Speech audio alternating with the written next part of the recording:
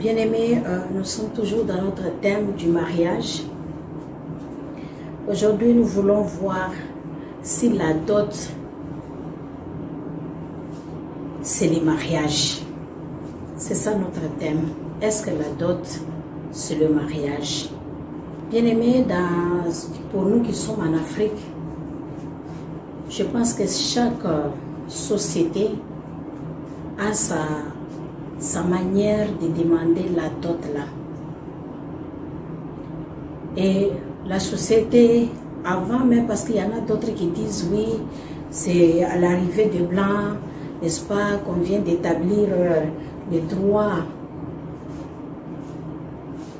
sorte ou catégorie des mariages, le mariage coutumier, mariage civil et les mariages religieux. Mais jadis, quand nous étions dans nos traditions, c'était juste la dot et puis il y a mariage. C'est vrai. Nos sociétés, il y avait déjà l'autorité qui était là, le chef du village, n'est-ce pas, qui était comme autorité à cette époque-là, qui gérait la société dans les villages, qui était autorité ou qui était celui qui était garant du mariage. Il y avait aussi des notables. Donc la société était tellement organisée de sorte que quand il y a mariage dans le village, il y a les chefs coutumiers, les chefs du village, il y a aussi, n'est-ce pas, les notables qui étaient là pour garantir vraiment que telle femme appartient à tel homme et tel homme appartient à telle femme qui se sont mariés légalement. Mais de nos jours, nous ne vivons plus dans nos villages, nous sommes dans des sociétés, n'est-ce pas, bien modernes et des sociétés organisées. Ce qu'on a fait par nos sociétés traditionnelles ou au village, ce n'est pas rejeté. Et nous voulons voir aussi la pensée de Dieu dans ça, parce que nous sommes en train de parler du mariage selon la pensée de Dieu. Alors, lorsque nous lisons Genèse 24, le verset 53, la Bible nous dit: et les serviteurs sortit des objets d'argent, des objets d'or et des vêtements qu'il donna à Rebecca. Il fit aussi des riches présents à son père et à sa mère. Là, nous voyons que c'est le serviteur, n'est-ce pas, d'Abraham qui est parti demander la main, qui est parti demander en mariage la femme pour son fils Isaac. Et nous voyons qu'ils ont donné des choses. Et ces choses-là, c'est ce que nous appelons la dot. Donc, lorsque vous voulez vous marier, lorsque vous aimez une femme, lorsque vraiment vous vivez avec une femme, si vous l'aimez réellement, vous devez verser ce qu'on appelle la dot. Bien-aimés, lorsque nous regardons que nos sociétés, lorsque quelque chose est approuvé ou bien c'est officiel, il y a toujours un acte qui accompagne cela, qui est un acte officiel avec la date dessus et les sceaux et les signatures de l'officiant ou bien de l'autorité administrative de l'endroit, que ce soit la mairie, que ce soit, je ne sais pas, dans nos territoires, communes ou là où nous sommes mariés, soit dans les ambassades, il y a toujours des actes qui accompagnent. Et ça, ce sont des preuves tangibles qui montrent qu'on a scellé, qui montrent que réellement la personne s'est mariée officiellement. Nous n'avons pas seulement les actes, n'est-ce pas, du mariage, mais nous avons aussi les actes de naissance. Et tout commence par là. Lorsque un enfant est né, les parents, c'est eux qui partent faire la déclaration de cet enfant-là pour leur donner l'acte de naissance. Et le mariage aussi, c'est vous qui allez vous enregistrer devant l'officier de l'état civil et ils vont publier les bancs et il y aura, s'il y a de plaintes, s'il n'y en a pas, et après ils vont vous donner une date que vous allez vous présenter là-bas. Mais nous voyons aussi que lorsque nous faisons cela, ça c'est devant l'État. Mais nous qui sommes des enfants de Dieu, nous finissons toujours par aller devant notre Dieu, l'Église, que ce soit devant un prêtre, un pasteur, ça dépend de chaque organisation, de chaque Église, et ils vont, n'est-ce pas, maintenant vous bénir. Parce que tu ne peux pas commencer le mariage sans que tu puisses être béni, que tu puisses inviter Dieu de te bénir. Raison pour laquelle là aussi on fait un acte à la fin, on dit toujours dans l'église, selon l'autorité qui m'est conférée, je sais que Dieu a uni personne ne puisse les désunir. Et devant l'officier de l'état civil aussi la même chose, c'est la personne qui est habilitée de déclarer que vous êtes mari et femme par l'autorité qui lui est confiée.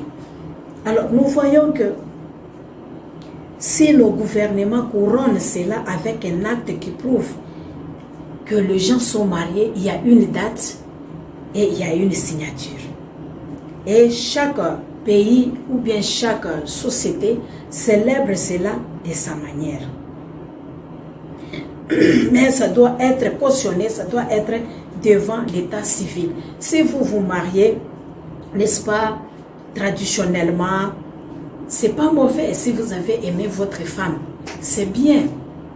Il faut le faire devant le parent. Et nous voyons aussi ici que le serviteur d'Abraham est parti donner les choses aux parents, n'est-ce pas, au père et à la mère de la fille. Nous voyons aussi que lorsque Jacob voulait se marier dans Genèse chapitre 29, vous pouvez lire du verset 16 jusqu'à 30 et je vous épargne de tous ces détails que vous allez suivre. Léa, il aimait, n'est-ce pas, à marier Rachel, mais arrivé là-bas, Laban, son oncle, lui a dit il doit travailler 7 ans pour avoir une femme. Mais lorsqu'ils ont fait la cérémonie du mariage, comme vous le savez, chez les Juifs, la cérémonie s'est faite pendant 7 jours au moins. Et c'est après cela, on prend la femme, on vient la faire entrer, n'est-ce pas, dans la tente ou dans la cuisine que nous pouvons appeler aujourd'hui, et sa maman. Et c'est après maintenant que l'homme peut prendre comme sa femme, et surtout si la femme, n'est-ce pas, nous le savons, elle est vierge. Ça s'est passé vraiment d'une manière solennelle, et c'était vraiment une fête vraiment qu'ils honoraient et qu'ils faisaient. Et quand ils ont célébré toute la fête, nous voyons que Jacob s'est plaint devant, il a dit à Laban, qu'est-ce que tu m'as fait? N'est-ce pas pour Rachel que j'avais servi chez toi? Mais qu'est-ce que je constate? Je constate que c'est Léa. On lui a dit, ici c'est coutumé, il faut d'abord commencer à marier par la grande fille, et puis vous allez prendre la petite.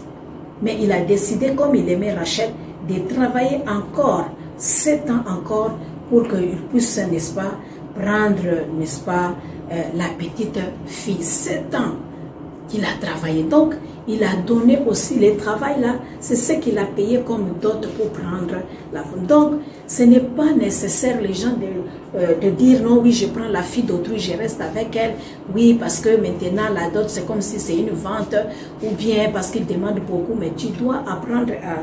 Il y a toujours des négociations, il y a toujours des choses qui se passent pour que cela puisse se passer très bien.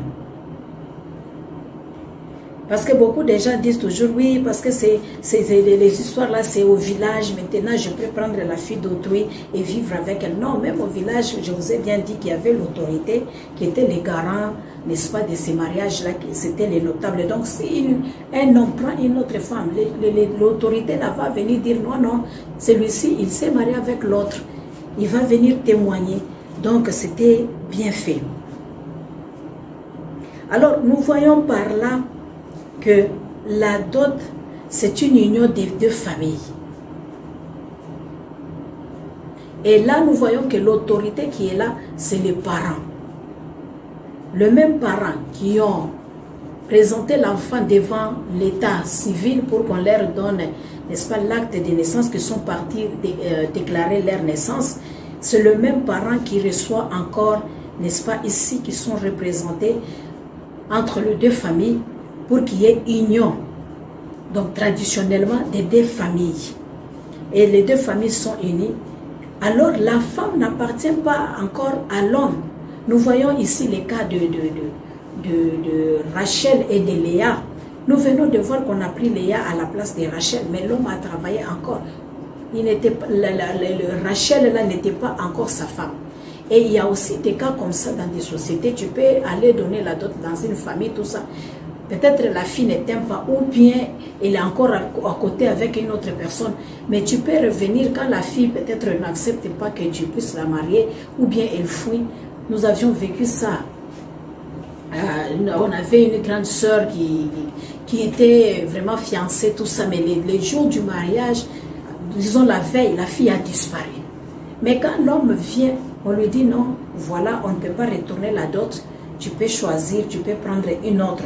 Tout dépend de la compréhension de la personne. S'il veut, il choisit comme dans les cas de Jacob chez Laban. Il aimait Rachel, mais on lui a donné Léa, mais il a travaillé encore pour avoir, n'est-ce pas, Rachel. Donc, c'est pour dire que dès que tu donnes la dot là, la femme ne t'appartient pas encore. La dot là ne fait pas de vous mari et femme. C'est l'acte, c'est la cérémonie du mariage là. Quand on va faire, c'est ce qui va faire de vous mari et femme. Donc, quand tu aimes une femme, une fille, il faut aller devant l'autorité civile qui est habilitée à déclarer le mariage. Et cette autorité-là, c'est à lui que vous devez, qui va maintenant déclarer à la fin, vous êtes mari et femme. Et des fois, il demande aussi si vous avez versé une dot ou si vous avez fait quelque chose. Je ne sais pas sous d'autres cieux, mais en Afrique ici, dans nos communautés, on sait très bien que devant l'officier de l'état civil, et on va vous demander si vous avez donné la dot et les parents vont répondre par oui. Et après, on va célébrer le mariage. Donc c'est à ce moment-là que la femme devient ta femme parce que quand vous vous présentez là-bas et avec l'autorité que là, il déclare le jeune homme et la jeune femme qu'ils sont mari et femme, cela devient légal. Cela devient légal.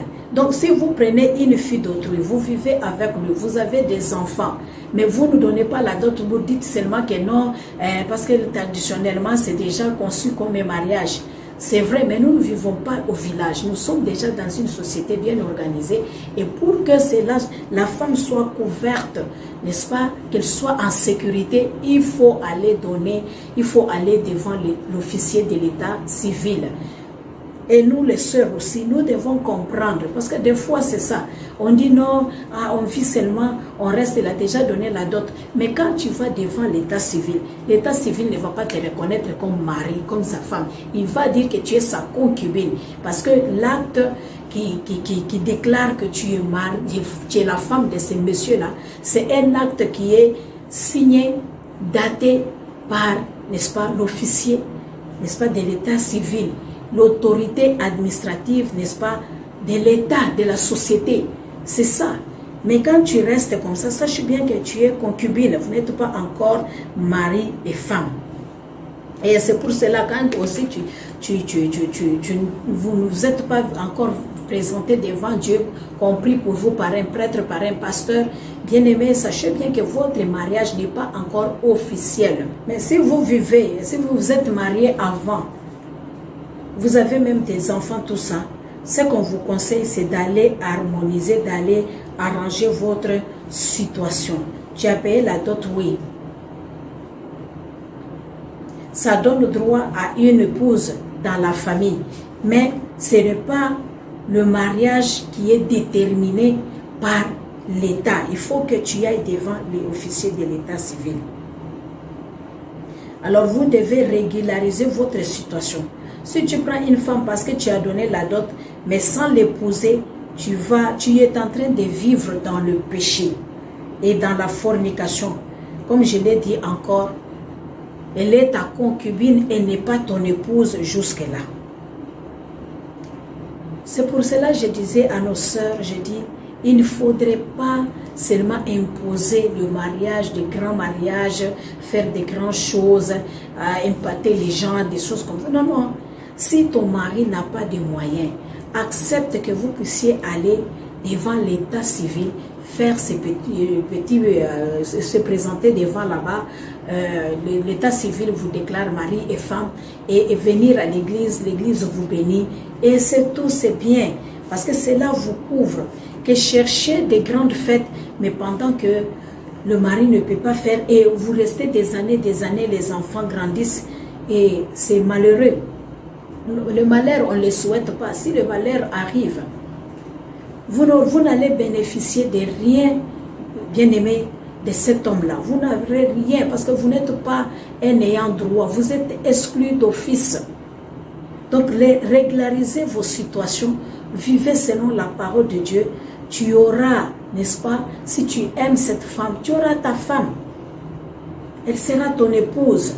Si vous aimez une fille, parce qu'il faut vraiment vous présenter devant l'officier de l'état civil. Comme nous le disons, la Bible nous dit que le mariage est une institution, n'est-ce pas, biblique, une institution divine plutôt. Et vous devez savoir que tout ce qui est de Dieu là, tout ce que Dieu a institué là, le diable n'est pas content. Il est toujours là en train de chercher comment détruire. Aujourd'hui, il a fait des choses de sorte que qu'on ne voie pas l'importance de se marier, homme et femme, mari et femme, et d'avoir des enfants, de fonder une foyer. Et le diable est en train de combattre cela. Donc c'est à vous de chercher à prier et à vivre conformément, n'est-ce pas, à la parole de Dieu, n'est-ce pas, avec un bon comportement pour permettre que votre mari, n'est-ce pas, va vous épouser, puisse payer, n'est-ce pas, la dot, vous amène aussi devant l'officier de l'état civil, n'est-ce pas, l'autorité administrative de l'état, et parce que c'est cela les normes d'une société, et vous puissiez vous enregistrer. Et après, vous allez enregistrer encore vos enfants que vous allez mettre au monde pour que ces enfants-là soient reconnus comme vos propres enfants aussi. Et par après, tu seras aussi reconnu comme son épouse. Donc, nous disons ici que quand on donne la dot, ce n'est pas que la femme devient ta femme. Non. La dot n'est pas un mariage. Vous êtes dans un fiançailles. Si vous êtes dans les fiançailles, la personne t'aime, il vient chez vous, il donne cette dot-là. C'est juste pour dire que j'aime et je voudrais l'épouser pour qu'elle soit maintenant mon épouse. Mais maintenant, pendant que vous cheminez, vous trouvez qu'il y a des choses qui ne marchent pas, vous ne vous entendez pas, il y a des difficultés, des choses comme ça, et vous pensez que vous ne pouvez pas continuer sur ce chemin-là. Vous pouvez rompre ces fiançailles-là. Mieux vaut rompre là, ces fiançailles, qu'attendre de rompre dans un mariage. Parce que c'est le mariage que Dieu veut que cela ne soit pas interrompu. Mais les fiançailles peuvent être interrompues. Donc, donner la dot ne garantit pas de dire que réellement c'est ta femme et tu peux faire tout ce que tu veux avec elle, ou bien tu peux la prendre, faire tout ce que tu veux. Mais nous disons dans des cas où les gens se sont mariés comme ça et ils vivent comme ça, ils n'ont qu'à régulariser leur situation. Dieu n'est pas contre cela. Voilà ce que nous avions voulu dire à ce qui concerne la dot. Donc la dot, c'est quelque chose que nous donnons à la famille de la femme parce que nous l'aimons, mais cela ne dit pas qu'elle devient automatiquement ta femme. Vous allez commencer, surtout pour vous les enfants de Dieu, nous parlons dans le cadre du mariage chrétien et dans le cadre du mariage selon le plan de Dieu. Lorsque vous lisez l'histoire de Jacob, l'histoire d'Isaac avec Rebecca, vous allez voir que elle l'a amené jusque dans la maison, c'est là où maintenant elle l'a connu. Donc ne faisons pas le contraire. Mais c'est là quand vous avez déjà brûlé des étapes, c'est-à-dire qu'il faut commencer par la famille. Et la famille, maintenant, vous donnez la dot. Parce que vous aimez cette fille-là. Et de là, maintenant, vous allez vous présenter devant, n'est-ce pas, la société, n'est-ce pas, la manière dont on a déjà dit si c'est matrimonial ou quoi, vous donnez cela à l'autorité civile et vous vous présentez et c'est lui qui sera le garant de votre mariage civil. S'il y a un problème, vous devez aller maintenant devant l'officier de l'état civil, devant les institutions pour réclamer cela et pour parler de ça. Et c'est eux qui vont suivre votre mariage parce que c'est eux qui ont signé comme des garants. Et après cela, vous venez maintenant devant l'église. Et comme nous avions toujours dit, l'église, n'est-ce pas, ne déclare pas que vous êtes marié femme, mais l'église vous bénit, vous accompagne avec une bénédiction de ce que l'état civil a déjà déclaré sur vous. Parce que c'est l'état civil qui va vous donner un papier, n'est-ce pas, que nous avions dit les actes, comme nous le disons toujours, parce que quand nous naissons, il y a un acte qu'on donne de naissance. Quand nous nous marions, il y a un acte qu'on donne aussi de mariage. Et quand nous mourrons encore, nous quittons cette terre. Parce que nous sommes partis déclarer que l'enfant est né. Mais quand il y a aussi un décès, on ira encore déclarer que nous avons l'un de nous qui est décédé. L'État donnera encore un acte. Donc vous voyez, l'État joue un grand rôle dans la vie, dans la société, pour harmoniser la vie des gens, pour aider les gens à vivre, n'est-ce pas, dans la paix et dans l'harmonie. Et alors, respecter cela pour que le mariage soit légal. C'est devant l'officier de l'état civil. Donc, quand vous donnez la dot, ce n'est pas dire que vous êtes déjà marié. C'est juste un symbole, c'est juste des cadeaux, c'est juste l'image de montrer que vous aimez. C'est juste quelque chose qui représente votre amour. C'est juste quelque chose qui unit les deux familles. Parce que l'homme a sa famille, la femme aussi a sa famille. Il faut que ces deux familles se connaissent et ils sont unis par cet acte-là. Voilà, bien-aimés frères et sœurs, c'est que vous devez comprendre que quand vous aimez, il faut aller, n'est-ce pas, devant les parents. Et après les parents, il faut aller aussi devant l'état civil et vous devez aller aussi devant l'église. Donc, vous qui êtes enfants de Dieu, comprenez cela et respectez cela. Vous allez vivre selon les Écritures, ce que Dieu veut que nous puissions vivre. Que Dieu vous bénisse abondamment.